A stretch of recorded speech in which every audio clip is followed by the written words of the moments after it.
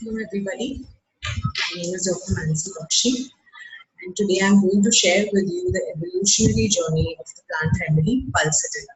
But before that, let me share my own evolutionary journey. I passed out of homeopathy college and realized that I didn't know anything about homeopathy. And I was about to go down the corporate road when, by chance, I attended a few seminars which were presided over by stalwarts. When I attended these seminars, I realized that the homeopathic remedies have a personality of their own. The evolutionary journey, the behavior of the remedy in various circumstances, those kind of things started becoming very clear to me. And that is where I actually realized that not only do I like homeopathy, but all that I knew about homeopathy was very partial.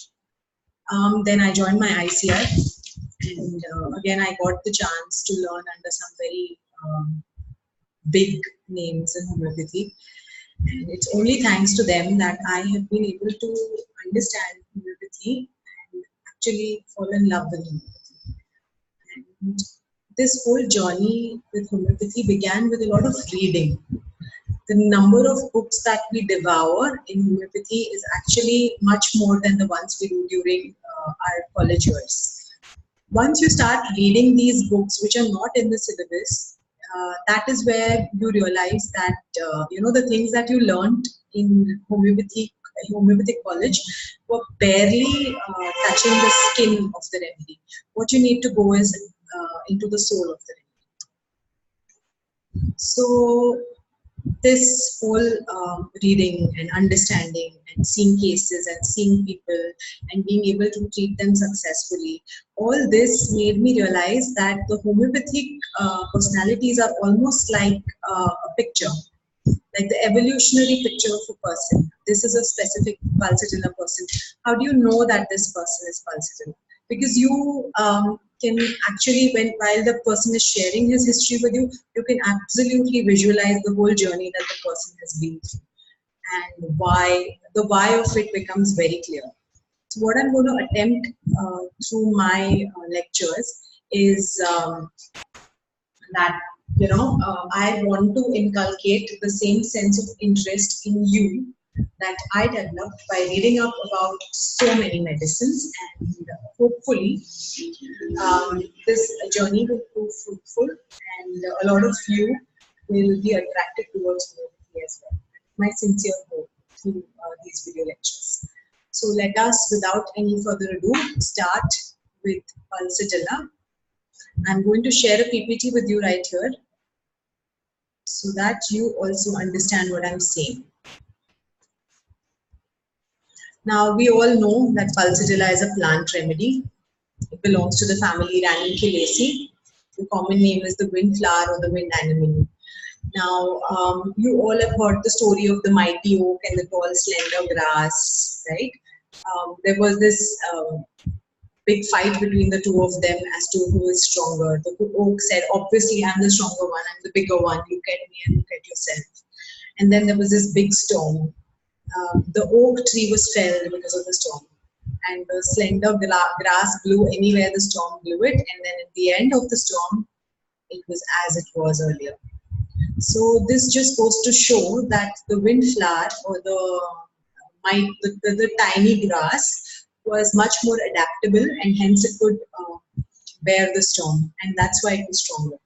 The oak could not adapt, and hence it was felled. Now, a Pulsatilla is very similar to this. And what happens is, we've read that Pulsatilla is very mild, gentle, and yielding, right? What is the meaning of mild, gentle, and yielding? Let's understand the journey of the Pulsatilla child. Pulsatilla child is mild, gentle, and yielding. Okay, what does that mean? It means it's a very sweet child. Okay, it's the father or the mother's helper, the teacher's helper. Now, what this child will do is, if there's some task to be done and you're just muttering to yourself about doing this task, this child will volunteer the help and will do the task beautifully for you without even having to ask the child. Okay, and this child is very easy to take care of. There will be no tantrums from this child. You won't have to keep, better finish the food or there'll be no TV for you. You won't have to do all this with the Pulsatilla child. It will always be very obliging, very understanding. It's not a rule breaker kind of a child. So, that way it is mild, gentle, and yielding.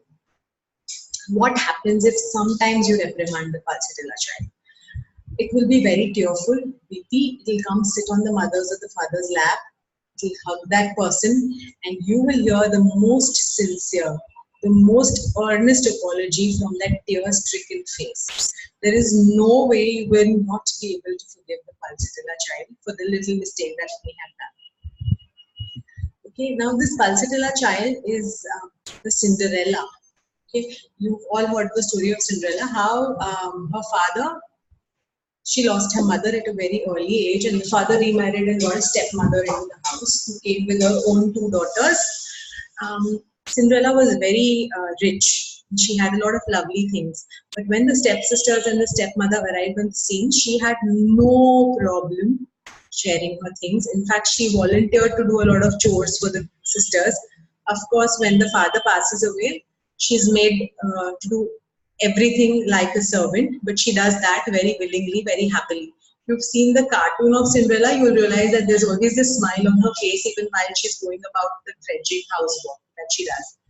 Pulsatilla is Cinderella. It's self-effacing, just self-sacrificing. Okay, it will happily take the smaller piece of the dessert while giving the bigger piece to the siblings. Why? Why do you think a Pulsatilla child will do all this? Why will it be so obliging and kind and sweet and self-effacing and sacrificing? This Pulsatilla child at its core has a need to be hugged, to be loved, to be the favorite child of the parents. So for this, it will do everything that the parent asks. Just so that at the end of the day, the parent has the feeling, this is the child that I love the most. This is the child that I want to hug the most. So this love makes us do a lot of things. And in the Pulsatilla child, love will usually make it become self-effacing. Why? Why?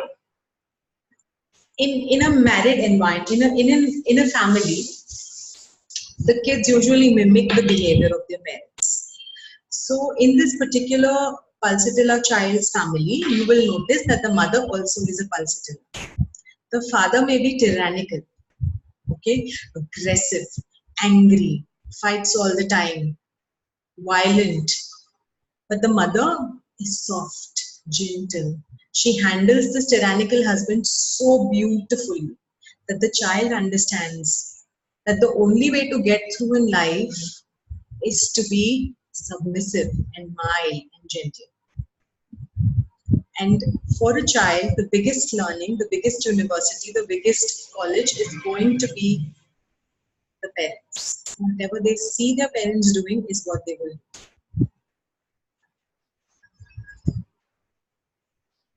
Now, what happens to this Pulsatilla child as it grows up? Pulsatilla child in its childhood, like we've said, is the parent's favorite child. So what happens if the child is the parent's favorite? Usually the child gets very pampered, very loved, gets away with things. Okay? So with this comes a need of being a child all the time. When the child actually enters into the threshold of teenage or puberty, it's unable to bear it, because puberty and teenage basically means growing up and accepting some responsibilities of your own. And the child finds it very difficult to do that, the inner child of the Pulsatilla. And hence you will see that in Pulsatilla people, a lot of the problems start arising at puberty and teenage. Okay, so in puberty, you will see a lot of amenorrhea in young girls, delayed periods or PMS, a lot of premenstrual problems in girls. This fear of growing up can also manifest in a very strange manner. Okay, now growing up is also growing taller. Now this Pulsatilla can have this weird fear of looking up. When it looks up skyward, it gets giddy, it gets vertigo. Okay, because this tall things is associated with growing up. Okay? adulthood. Now, what happens to this pulsatilla child in adulthood? Now, it has physically completely grown up, but it has difficulty outgrowing the inner child. Okay, so now earlier there was a dependence on the parents. Now the dependence shifts to a partner.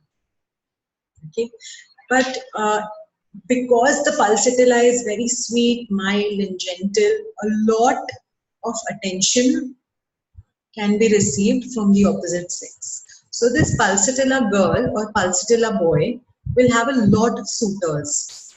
Okay, and this pulsatilla will wait and see who is the most persistent of them. She would like to be courted a lot, and eventually, it's very strange. She will find somebody who is aggressive, who is persistent. In other words, very similar to the father. So that the marriage can be exactly like that of the parents. But because pulsatilla is pulsatilla, the marriage will go on beautifully. Okay? And you will hardly hear of a divorce in a pulsatilla marriage.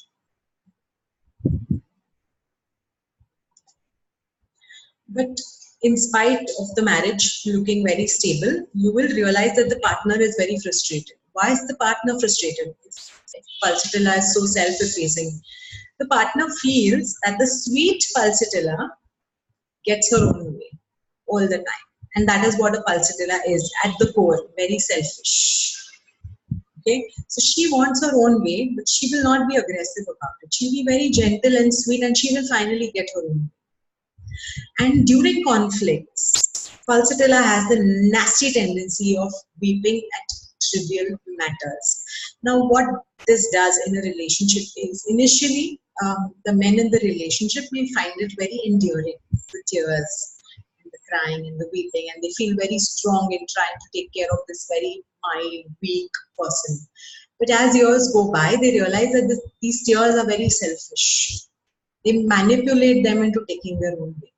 So these tears can cause an amount of irritation in the partner, and that is where the marriage will start crumbling a little bit. And this is the exact place that pulsatilla will start developing symptoms. Why? Because the dependence on this partner is getting threatened at that point of time. Okay, and taking this further, suppose the marriage does dissolve, this pulsatilla will waste no time in getting into another relationship, because the pulsatilla person has the innate tendency to need someone. Okay, that is the only reason why it will jump from one relationship into another. And while I speak about a marital relationship, I'd also like to mention that pulsatilla usually has a lot of friends and a lot of neighbors who depend on them, who are very, they speak very highly of this pulsatilla person. Why? Because a pulsatilla person likes to be praised. She likes to be loved. She likes to be hugged. Okay, so she's usually a very meaningful member in the community. So a lot of relatives, a lot of friends, a lot of neighbors will depend on this pulsatilla person, and she will do her best for these people. She'll help these persons out as far as she can. Okay.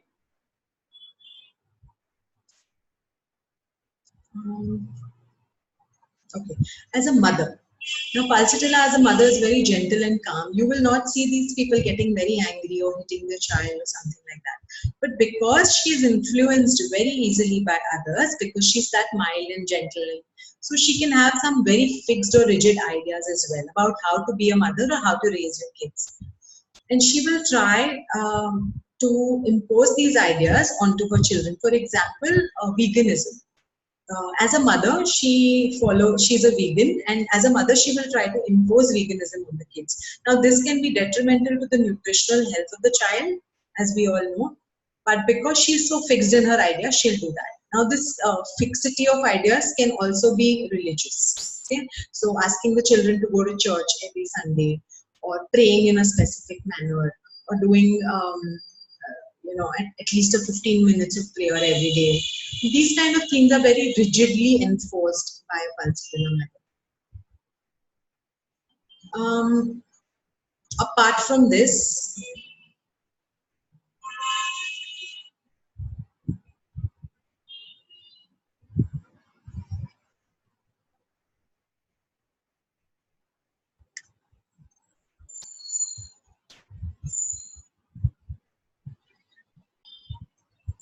So friends, this was in short the journey of a Pulsatilla person, the way it behaves as a child, as a teenager, or as an adult, or in a married relationship, or as a mother. With this, we come to an end of our presentation on Pulsatilla.